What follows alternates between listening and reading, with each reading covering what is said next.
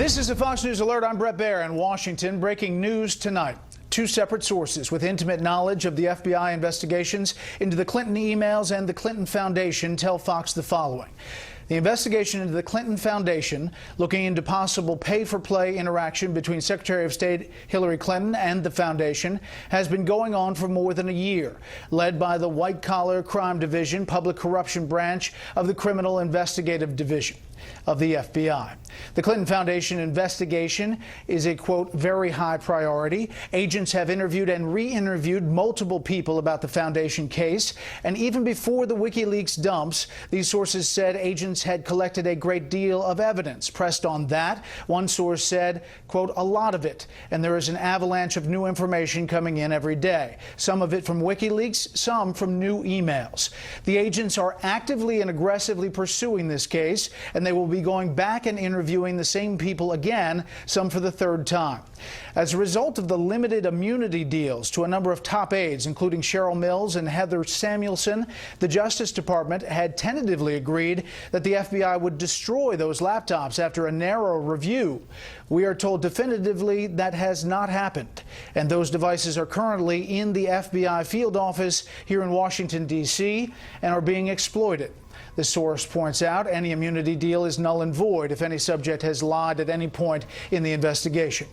Meantime, the classified email investigation is being run by the National Security Division of the FBI. They are currently combing through former Democratic Congressman Anthony Weiner's laptop and have found emails that they believe came from Hillary Clinton's server that also appear to be new, as in not duplicates. Whether they contain classified material or not is not yet known, but will likely be known soon. All of this just as we move inside 1 week until Election Day, in what has become a presidential election unlike any other. New state polls out tonight show movement. Donald Trump has flipped Nevada from Clinton's column to his own. He's expanding his lead in Ohio, Arizona, Georgia, and Missouri. He is narrowing the gap in Virginia and Pennsylvania. Tonight, both candidates are operating on overdrive, coming up with various scenarios to a path to 270 electoral votes. We begin tonight, though, with the president's first public comments on the email scandal since the FBI's shocking decision last week to resurrect its investigation. Chief Intelligence Correspondent Catherine Herridge starts us off. I've made a very deliberate effort to make sure that I don't look like I'm meddling in what are supposed to be independent processes. But in a new interview, President Obama seemed to dismiss FBI Director James Comey's decision to reinitiate the Hillary Clinton email investigation. People say crazy stuff about her, and when she makes a mistake, an honest mistake, it ends up being blown up as if it's just some crazy thing. But this is not the first time Mr. Obama has seemed to put his thumb on the scale. In a 2015 interview with 60 Minutes, the president downplayed the discovery of classified emails on Clinton's unsecured personal server she used as Secretary of State. I can tell you that this is not a situation in which America's national security was endangered. But the president has a stake in the outcome, as the State Department revealed earlier this year. He corresponded with Clinton using her personal email address. I can confirm that 18 emails comprised of 8 distinct email chains between former Secretary Clinton and President Obama are being withheld in full. In her April FBI interview, Clinton aide Huma Abedin told agents that she notified the White House when Clinton changed her email address so the president's high-security BlackBerry would not block the emails. The president used an alias for these communications. As FBI agents sift through a reported 650,000 emails found on a home computer used by Anthony Weiner and Abedin, his estranged wife, the White House dismissed questions the president's emails could be uncovered. If the public reports are true, nobody knows what's on that computer. And I'm not going to speculate about what may or may not be there. The discovery of sensitive records on Weiner's computer could create real legal jeopardy for Abedin, who signed the State Department separation agreement promising to return classified information or face criminal charges. 5 members of Clinton's team received limited immunity agreements. For lawyers Cheryl Mills and Heather Samuelson, the Justice Department swapped access to their computers and in return promised to destroy them. With new confirmation the FBI is pursuing the Clinton Foundation, experts said the deal showed bad judgment. They've potentially lost the ability to gauge what it is that's on the new computer as opposed to what was on the old computer if they're going to try to show that somebody withheld information from them. It may be impossible to prove. And while we've been on the air this evening, we have just heard from the FBI, who has said they will have no comment on Bret Baier's new information about the intensification of the investigation into the Clinton Foundation. It's worth noting that when Fox first reported in January that the mishandling of classified information probe had expanded to include public corruption and the Clinton Foundation, Hillary Clinton dismissed it as a scurrilous rumor with no basis, Bret. We will follow it. There's a lot there. Catherine, thank you. You bet. Now to another story about bad optics and the Clintons. It originates in the latest document dump from Wikileaks, and it involves what many would consider a huge conflict of interest between the Obama administration and its designated successor. Chief National Correspondent Ed Henry takes a look. A top Justice Department official involved with overseeing the investigation of Huma Abedin is a bigger pen pal with John Podesta than first known. A new email raises conflict of interest questions because it shows Peter Kadzik gave Hillary Clinton's campaign chairman a heads up about her email problem in May 2015. Quote, oversight hearing today where the head of our civil division will testify, likely to get questions on State Department emails, Kadzik wrote Podesta. Another filing in the FOIA case went in last night, or will go in this AM, that indicates it will be a while, 2016, before the State Department posts the emails. The tip about Clinton's email production to the public slowing down was sent from Kadzik's Gmail instead of his Justice Department account, which would have been a public record. Now out because of Wikileaks, which earlier revealed Podesta praising Kadzik, a college buddy, for representing him in Kenneth Starr's probe, writing in 2008, "Fantastic lawyer, kept me out of jail." Also out today, an email with more evidence Clinton's own aides had deep concerns about pay-to-play allegations at the Clinton Foundation when she released personal tax returns in 2015. Spokesman Brian Fallon emailed colleagues that reporters would dig into, quote, overlap between paid speech hosts and campaign and foundation donors that could fuel pay-to-play storylines. Fallon added they could be vulnerable over Bill Clinton's consulting, especially the one with Laureate, a for-profit college that gave the former president nearly $18 million over 5 years to be an honorary chancellor. Another email offers a window into major donors to the foundation who may want to collect favors if Hillary Clinton is elected, even though the Clinton camp has been slamming former Trump campaign manager Paul Manafort for ties to Ukraine that have gotten scrutiny by the FBI. Ukrainian billionaire Viktor Pinchuk gave over $8 million to the Clinton Foundation, and last year was relentlessly demanding to meet with Bill Clinton, one-on-one or with other Western leaders, to show pushback against Russian President Vladimir Putin.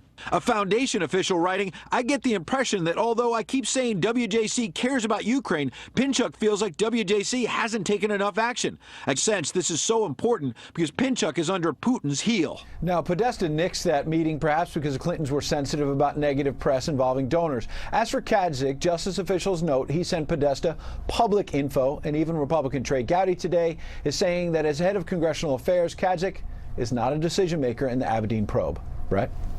Ed, thank you. Let's get more on all of this now from Andrew McCarthy, former Justice Department attorney whose commentary in the National Review makes some very serious allegations. He joins us tonight from New York. Thanks for being here. My pleasure. First, you listened to that, the breaking news at the top of the hour. Your thoughts on all of this as it comes together? Well, the thing that stuck out to me most, Brett, was it seems to me like the Justice Department may be, in connection with this fellow Kadzik, setting up an argument that if you email from your personal address, arguably after hours, that's not a government record. If that's going to be their new position on this, that is quite a substantial change in what we thought were the facts of the Clinton emails case. With respect to the other new disclosures, I think it shouldn't be surprising to us that the Clinton Foundation has been the subject of investigation. It's a little surprising that it kind of emerged so suddenly in that Wall Street Journal report earlier this week. But I do think it's you're always potentially making a mistake when you take an investigation that ought to be looked at all as one and disaggregate it, And the FBI has obviously done that in connection with, putting the white-collar stuff in one box and the classified information stuff in another box.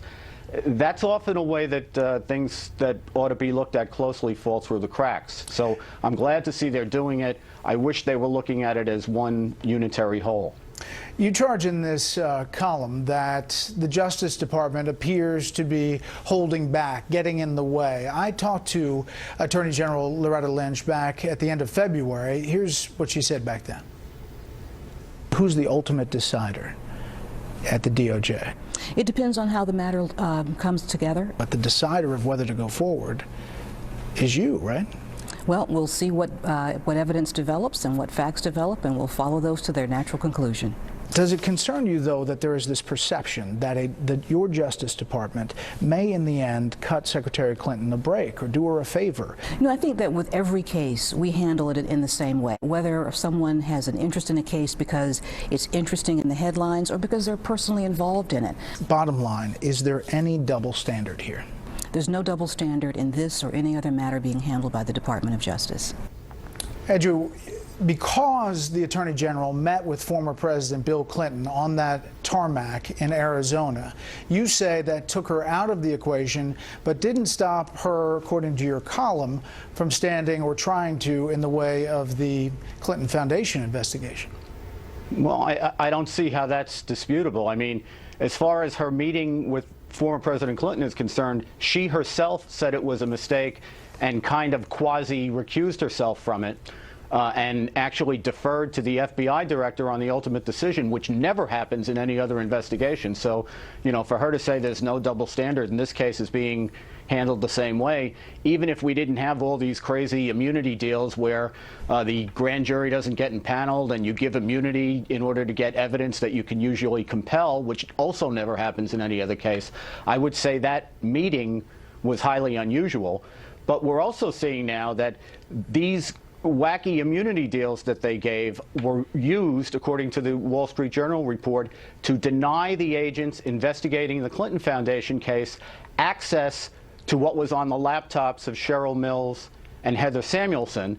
And I simply point out that somehow that case seems to have gotten before prosecutors in the Eastern District of New York, which just happens to be the district office that Loretta Lynch was the U.S. attorney in for 6 years before she was elevated to Attorney General by President Obama. Yeah. It also happens to be the office in which she came to national prominence because she was named U.S. attorney in 1999 by President Bill Clinton, the same guy she was meeting with in the tarmac. Right. So, the immunity deal, in part, the limited immunity deal, had a structure in it in which those laptops were said to be destroyed.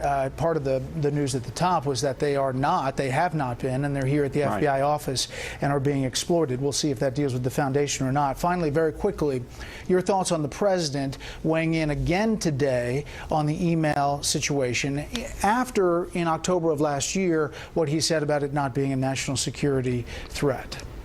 Yeah, well, I must say, Brett, I think if I were the president and I had communicated with Mrs. Clinton some 18 times using an alias over a non-secure email system, and then looked the American people in the eye and said that I didn't even know that she had private email or that she used private email, I'd really stop talking about this case. Andrew McCarthy, thank you, sir. Thank you.